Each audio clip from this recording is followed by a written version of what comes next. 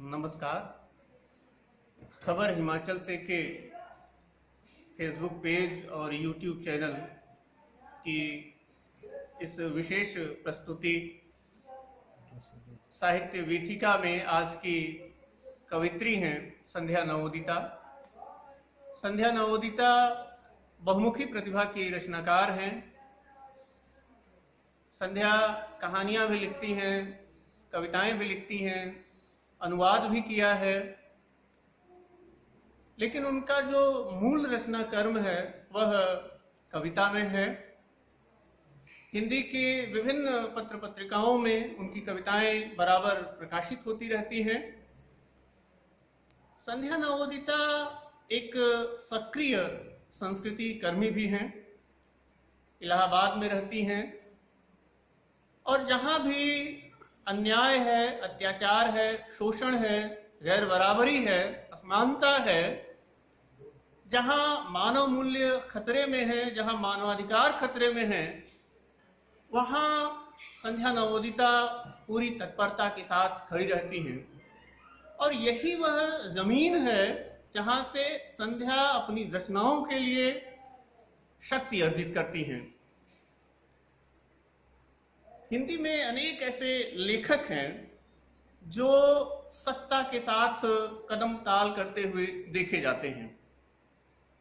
संध्या नवोदिता की एक कविता है लेखक लेखक।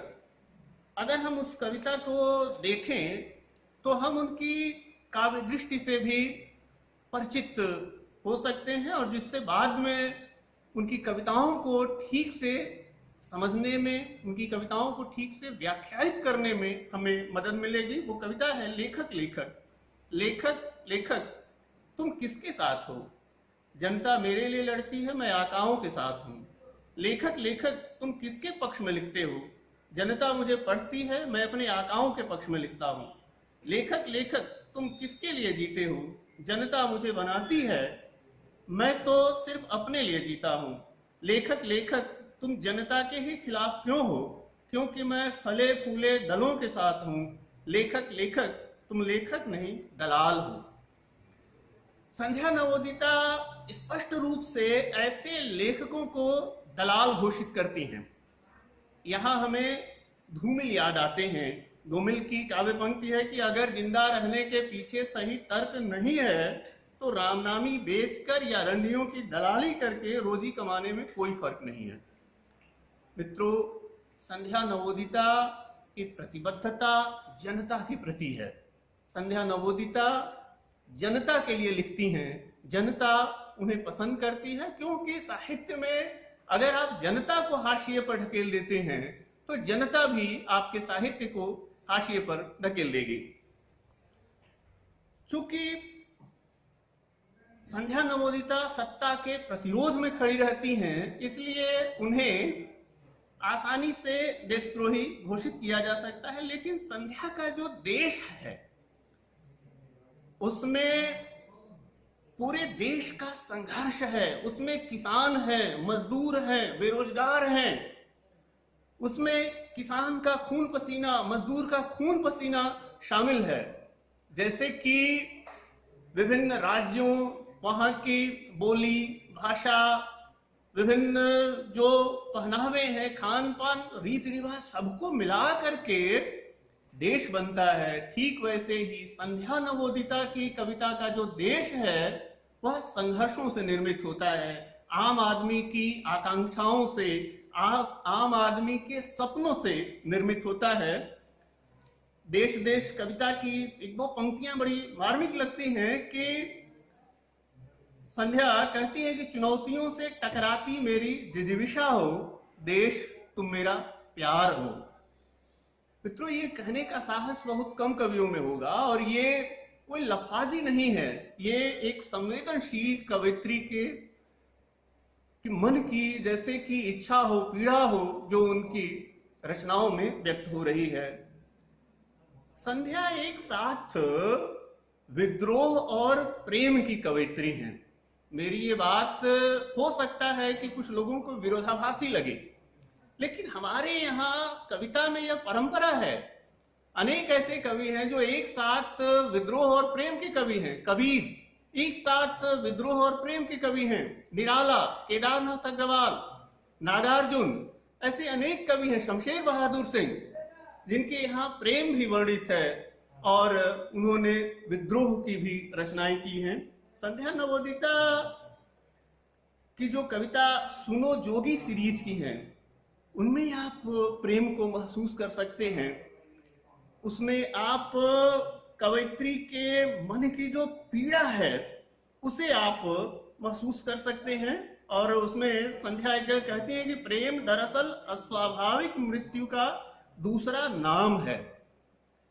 लेकिन एक चीज गौर करने वाली है कि संध्या की प्रेम कविताओं में स्त्री थोड़ी सी कमजोर दिखाई पड़ती है, क्योंकि वहां बिल्कुल एकदम शुद्ध प्रेम है। गालिब का एक शेर याद आ रहा है कि हमें उनसे है वफा की उम्मीद जो नहीं जानते वफा क्या है। तो संध्या की प्रेम कविताओं को समझने के लिए गालिब यह सूत्र देते हैं। संध्या नवोदिता ने स्त्री अस्मिता को लेकर के भी अनेक कविताएं लिखी हैं। औरतें, खूबसूरत घर, लड़कियां, रानी, कौआ, हकनी, इन सारी कविताओं में स्त्री पुरुष से समानता की बात करती है। और उनके यहाँ जो स्त्री है वह जैसे सूर्य किरणों को पकड़ रही है। उनकी कविता उम्मीद है, बड़ी मार्मिक कविता मुझे लगती है। वो कविता है कि बड़ी उम्मीदों से मैं तुम में तलाशती हूं एक साथी, बड़ी उम्मीदों से मैं तुम में तलाशती हूं एक साथी, और नाउम्मीद हो जाती हूं हर बार एक पुरुष को पाकर। मित्रों, संध्या गलती की तफ्तीश भी करती हैं, शिनाख्त भी करती हैं कि आखिर महिलाओं से, स्त्री से गलती कहाँ हुई। उनकी एक कविता है कि गलती वहीं हुई थी, तुम्हारे अंधेरे मेरी ताक में हैं, तुम्हारे अंधेरे मेरी ताक में हैं, और मेरे हिस्से के उजाले तुम्हारी गिरफ्त में। हाँ, गलती वहीं हुई थी जब मैंने कहा था तुम मुझको चांद ला के दो, और मेरे चांद पर मालिकाना तुम्हारा हो गया। संध्या नवोदिता की कविताएं इसी मालिकाने के खिलाफ हैं।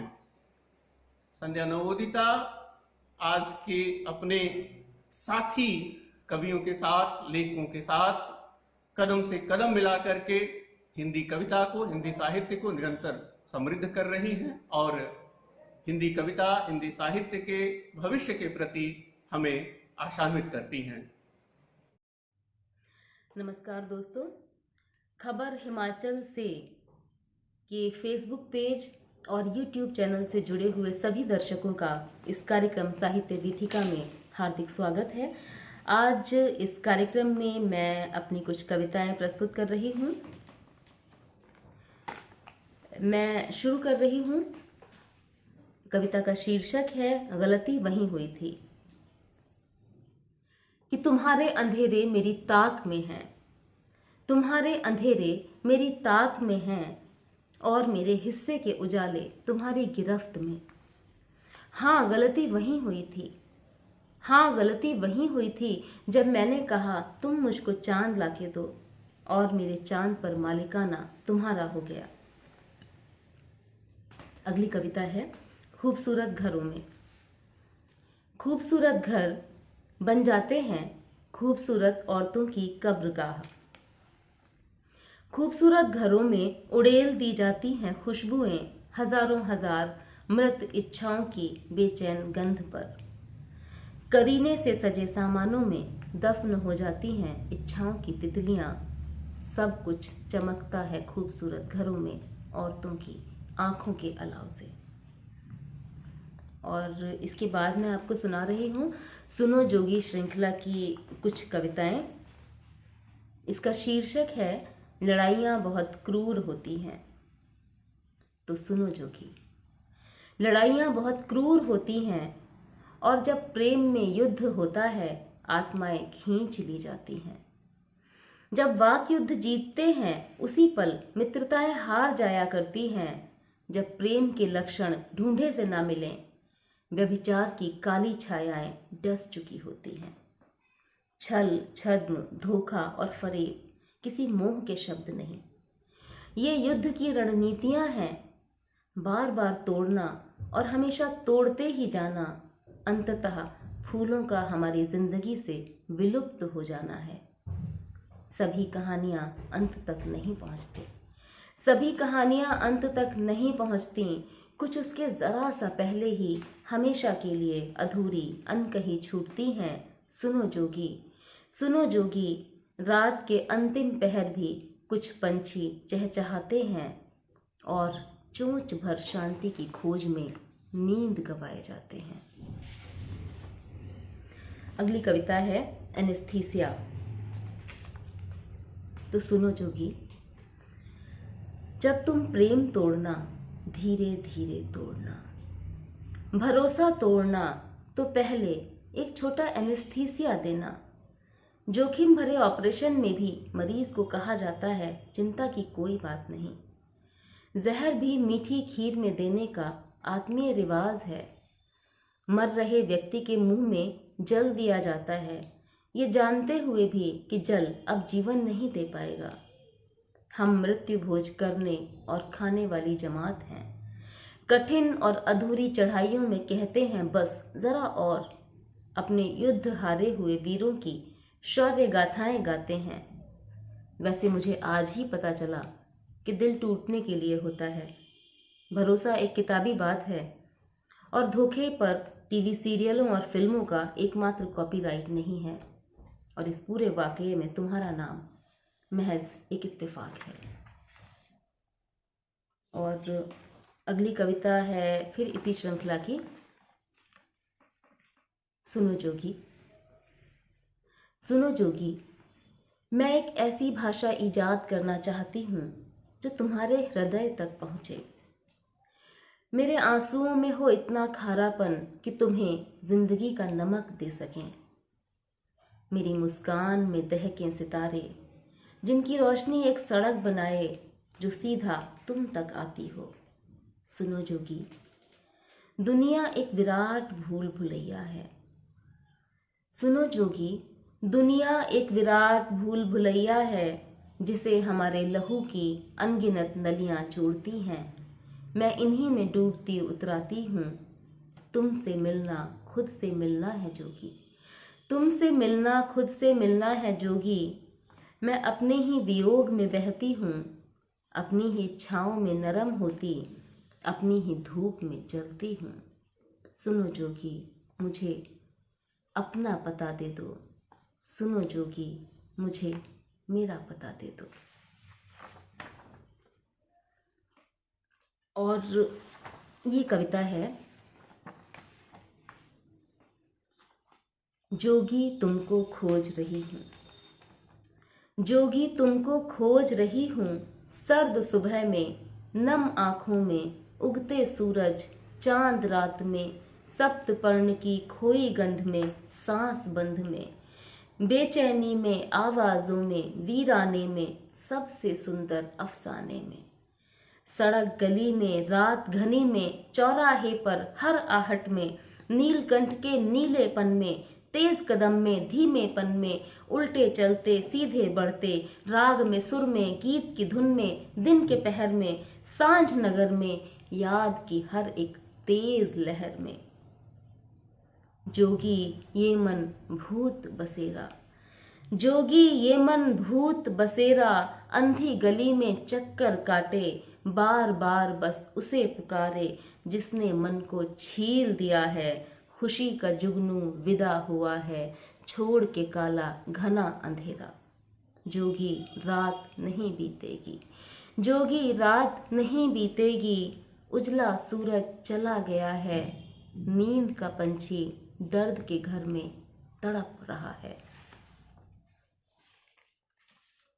और इस कविता के बाद मैं आपको सुना रही हूँ एक कविता, इसका शीर्षक है गणेश कथा। एक दुख, दो दुख, चार दुख, आठ दुख, इस तरह मैं दुखों का पहाड़ा पढ़ती हूँ, रोज एक पहाड़ चढ़ती हूँ। 2 बार मुख कैंसर के शिकार हुए गणेश, जो दूसरा ऑपरेशन कराने गए अकेले ही टाटा हॉस्पिटल मुंबई, महज 36 बरस के गणेश। अकेले, इतना अकेले गए गणेश कि कोई ये तक कहने वाला न था उनके साथ कि छोटा ही ऑपरेशन है गणेश, धीरज रखो, सब ठीक हो जाएगा। कैंसर के पहले ऑपरेशन में ही आधी कटी जुबान, पहले से ही रहे अधूरे शब्द, मुख के दूसरे ऑपरेशन में अधूरे भी बाकी न रहे। लौटे गणेश दूसरा ऑपरेशन करा के, बल्कि कहें कि लौटना चाहा गणेश ने बड़ी व्याकुलता से, प्यारी पत्नी और लाडले 4 बच्चों के पास। वो चाहते थे बस जीना, जाना नहीं चाहते थे बिल्कुल। गणेश मामूली इच्छाओं वाले मामूली आदमी, न रुपया जमा किए, न सोना, न खेती बढ़ाई, न नौकरी देखी, भाइयों की नज़र में बेकाम के गणेश, सुना है होल टाइमर थे। सुना है होल टाइमर थे, तो ऑपरेशन करा के चल पड़े गणेश। पता नहीं कब की समेटी हिम्मत चुक गई, आधे रास्ते पहुंची गाड़ी, मुंबई से इलाहाबाद नहीं, बीच में ही डेड बॉडी बन गए गणेश। यात्रियों को बदबू भरे गणेश इंसान नहीं लगे, सो जिद करके उतार दिए गए गणेश अपनी मृतदेह के साथ बीच राह में किसी जंक्शन पर। अब दुखों का पहाड़ा तो ऐसे ही बढ़ता है, तपती दोपहरी का सूरज ऐसे ही सर चढ़ता है। इधर गणेश सिधारे, उधर इलाहाबाद में इंतजार करते उनके बूढ़े पिता भी चल बसे थोड़ी देर बाद। तो चले मित्र केशव इलाहाबाद से गणेश की मृतदेह लाने, कि कम से कम अंतिम संस्कार तो हो नसीब। बेच के अपना फोन इंतजाम किया, लकड़ी का ताबूत बनाया, बढ़ई ने ज्यादा रुपया लेकर, काहे से कि वो शादी के मंडप बनाने वाला बढ़ई था। कटे फटे बदबू मारते गणेश को बर्फ की सिल्लियों के बीच सहेज लाए केशव और लिटा दिया उन्हें पिता की मृतदेह के बगल।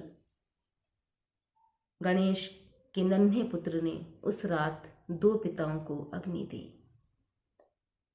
केशव एक स्नेह है, एक खूंटी है, जहां गणेश का बेसहारा परिवार अपनी जरूरतों को टांगता है। सोचते हैं और गहरी सांस लेते हैं केशव, शायद मैं अपने मित्र गणेश से बरसों बाद, अचानक उसकी मृत्यु के 6 माह पहले इसीलिए मिला था। दोहराते हैं केशव, भीगती है सुनने वाली हर शय, अंधेरा भीगता है, लंबी होती परछाइयां भीगती हैं, रास्ते भीगते हैं, पेड़, चांद, सरोवर सब भीगते हैं। ये सिर्फ दुखों का पहाड़ा है गणेश का, जिसे अब उसकी पत्नी अपने 4 बच्चों के साथ पढ़ती है। दुखों का पहाड़ रोज चढ़ती है और मैं सोचती हूँ ये कठिन पहाड़े किसी के जीवन में न आए कभी, सबको केशव नहीं मिलते। दुखों के पहाड़ अकेले नहीं चढ़े जाते, अकेले तो सुंदर पार्क भी नहीं घूमे जाते। अकेले होना ही इस पहाड़ को कई कई गुना ऊंचा बनाता है। मैं सोचती हूँ और बोलती हूँ गणेश की अभागी पत्नी से, तुम्हारे साथ मेरा होना क्या इसे कुछ सहज बनाता है। धन्यवाद बहुत।